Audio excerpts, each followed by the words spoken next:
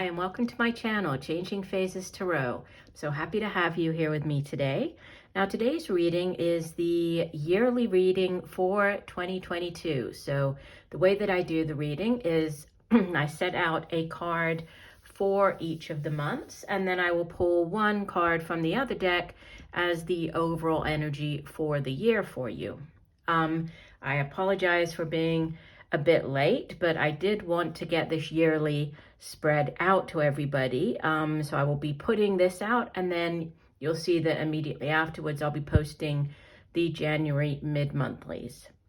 All right, for the reading, I'm using the Chris Ann, the Muse Tarot deck, right? And I'm also using this Star Spinner Tarot deck. So these are the two decks that I will be using if you're interested. Okay, so the Muse and the Star Spinner. If you are new, welcome, welcome. If you like what you hear today, I hope that you will choose to stick around and give the video a like. That definitely helps my channel. And if you do enjoy it, that you will subscribe to the channel. I'd love to have you here. For those of you who have been with me, thank you very much. I really do appreciate each and every one of you. And I look forward to all of the readings that I'm going to get to do for your signs throughout the year. Okay, so I will stop for 1 second and I will see each of the signs for the yearly reading. Hi Aries, hope you're doing well. I'm here to get into your reading. I have been shuffling off camera, but I will give the deck a few more shuffles. Spirit, what are the messages for Aries for 2022? What does Aries need to know? Messages for Aries.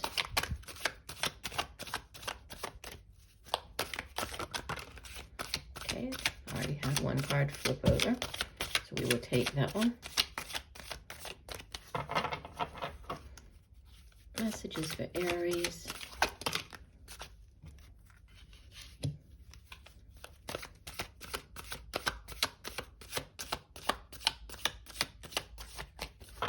Okay, I'm going to do one last shuffle, Aries.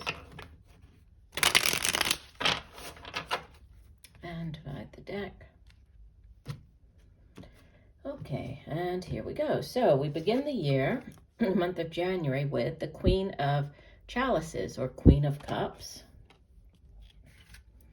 I think we'll just do it like this.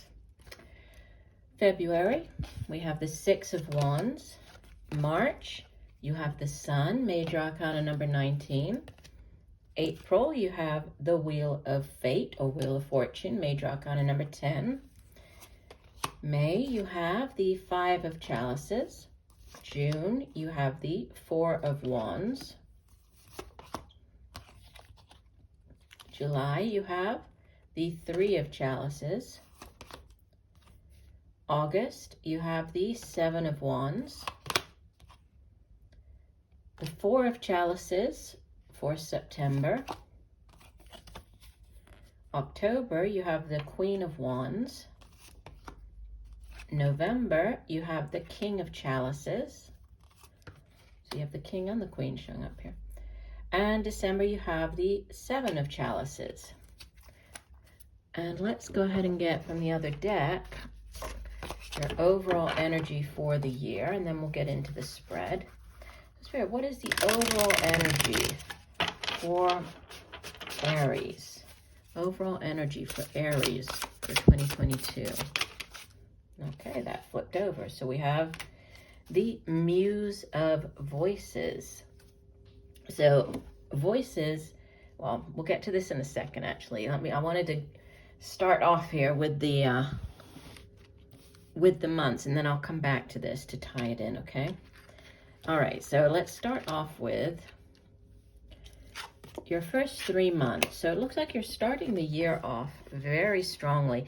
And it's interesting because I've been saying to all the signs that I've done so far that their spreads were really heavily focused on, you know, career and improvement and work. And your sign is the first sign that I've done that seems like it's more focused on relationships and not so much of the career showing up. But okay, you start with this Queen of Chalices. So you could be dealing with this person, right? Could be an older water sign, Cancer, Pisces, Scorpio. Could be a mother figure, could be your own mother, mother of your children. Obviously, in these general readings, the genders are not specific, so could be male, either male or female. But she's very loving. She's a very caring person. As the queen of her suit, she's mastered the suit of cups, of chalices, which deals with emotions and feelings and relationships. So, you could be, again, dealing with this person. You could be taking on the energy of this queen of cups, so taking a more loving and open and compassionate approach to somebody, to something, to a situation, right, to a relationship. But definite emotional beginning to this new year for you. Then you have the Six of Wands, which, this is a card of success, right? The Six of Wands deals with, it's our own drive and determination for the things that we do, but it's also the work that we do, right? Work, creative projects and endeavors. And the Six, it's a card of success. It's you standing out, right? You receiving accolades for a job well done. If you've gone out for a position, this is you getting the position. You're victorious. You beat out all of the competitors. You could be receiving some type of recognition, like a formal recognition, an award for something. This could be you, within like the workplace. You might be getting a promotion, but it's very positive, right? The six of Wands, and it's followed by the Sun, which when the Sun comes out in a reading, it really clarifies, enlightens and illuminates all of the other cards surrounding it. It's probably the most positive card in the entire deck. It's associated with the sign of Leo, and it's good health, vitality. It also is a big yes card. So if there's something that you've been waiting for an answer on, the month of March might see that answer coming in for you. Yeah. So a strong start to the year for you as you head into the springtime and beginning of summer. We have the Wheel of Fate or Wheel of Fortune, which is a very karmic energy, right? The Wheel of Fortune is associated with the sign of Sagittarius, and it's, it has to do with things finally going your way, right? The wheel turns. Sometimes you might be on the downswing where things might be more difficult, more challenging. Now the wheel is turning around. Things are starting to become easier for you, right? Your load is lightening. Things are finally going your way. There's a shift here, right? The Wheel of Fate brings in, and it can be very karmic. So like, things that haven't worked out for a long time. It's like all of a sudden, boom, they're working out. So, a big shift. Tens are also endings in the tarot. So an ending to one cycle and a new one starting up. So a change in some area of your life, right? But for the better. In the month of May, you have this Five of Chalices, which, in this deck, it shows it quite differently, the depiction of the Five of Cups. Usually you'll see 3 cups that have spilled out, and then there's still 2 cups remaining, right? 2 full cups. And so the cautionary message of the Five of Chalices is not to focus on what hasn't worked out. Don't focus on the disappointments of the past. Focus on the 2 full cups that you still have, because 2 of Cups is, it can be a relationship, soulmate connection. It can be a partnership, but it represents the opportunities that you still have. So you could see yourself in the month of May feeling a little down, focusing on things from the past that haven't worked out for you. But there's a need for you to remain positive. Focus on the positive. Because as you come into June, you have this beautiful Four of Wands. This can be a moving house card. It can be buying a home, moving home. You can be moving in with somebody. Four of Wands, it's the portal. It's the 1111 card. It can also represent a soulmate connection.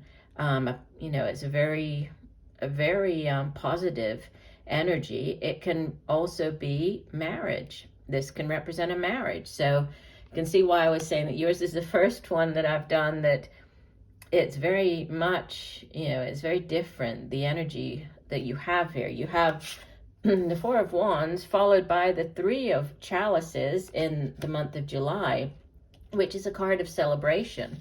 And it can be celebrating a promotion, celebrating an engagement. This can be a wedding celebration, can be celebrating news of a pregnancy, birth of a child.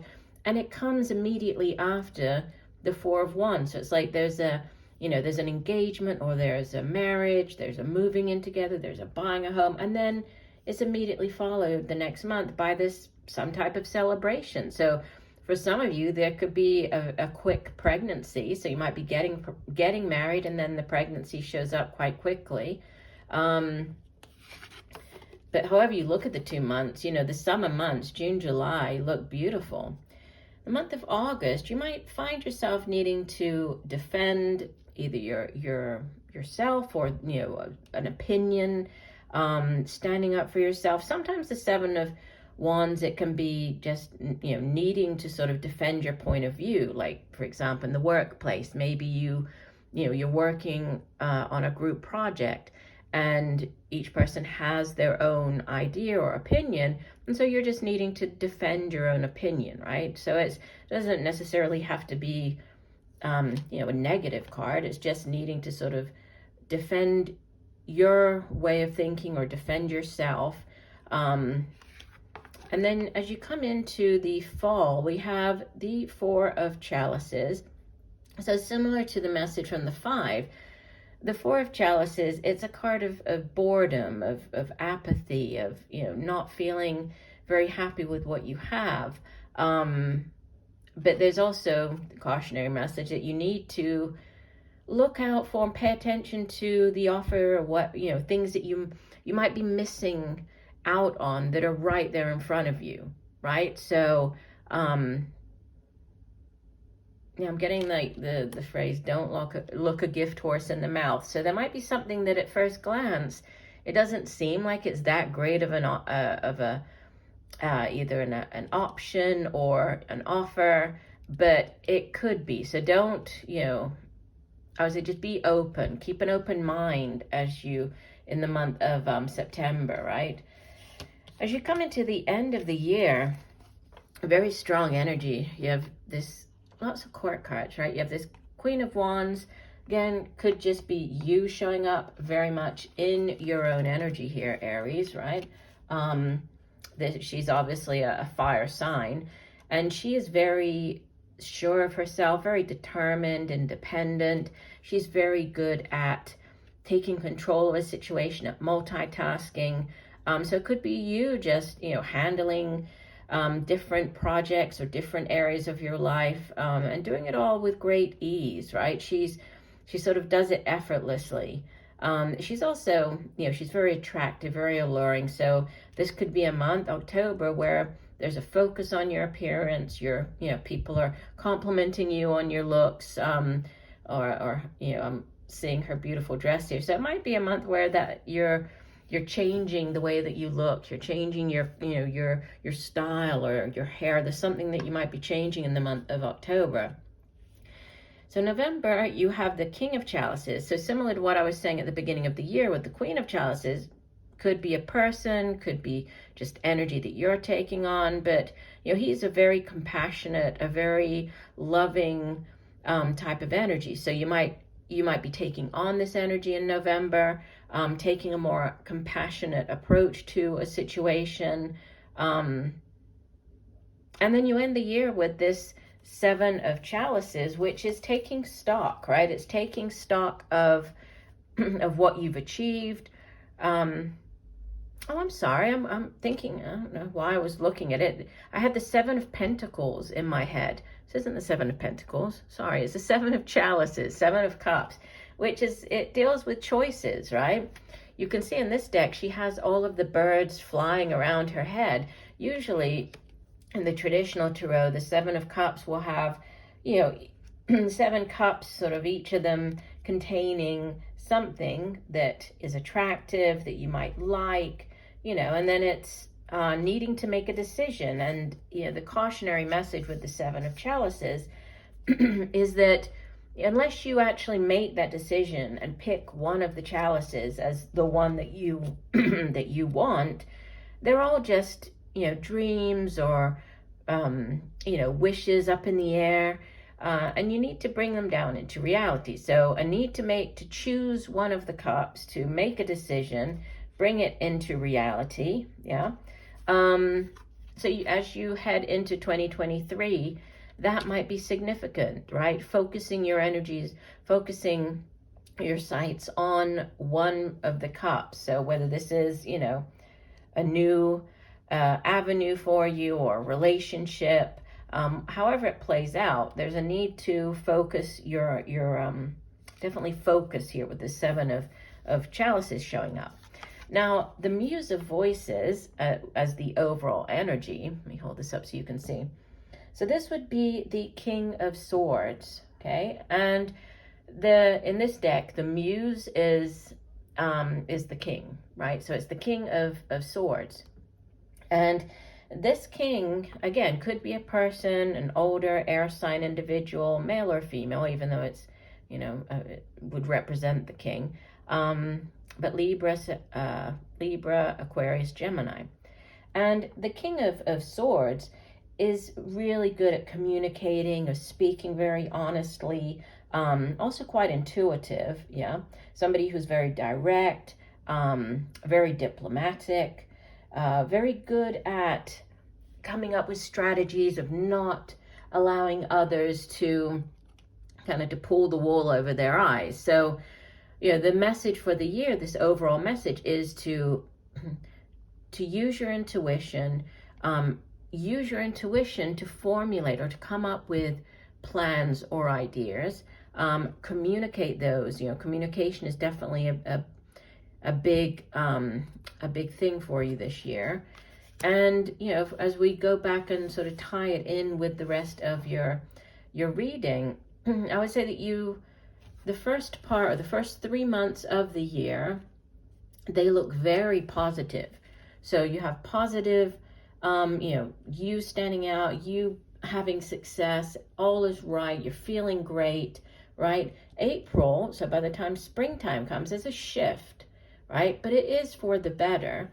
And I think that you just need to remain positive, right? Keep your thoughts positive, because by summer, there's this could be house move, right? Just like I was explaining before, but there's a shift by the summertime, right? And then you end the year very strongly, but needing to make a decision possibly as you head into, or choosing one particular cup, or, you know, choosing something with this Seven of Cups showing up in December, and then a need to, you know, to maybe speak more diplomatically, or use your intuition to come up with, you know, to communicate well, to come up with strategies.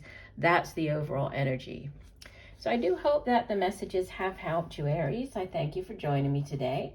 I look forward to reading for you again. Just know that I'm sending you much peace, love, and light for a wonderful 2022. Bye for now.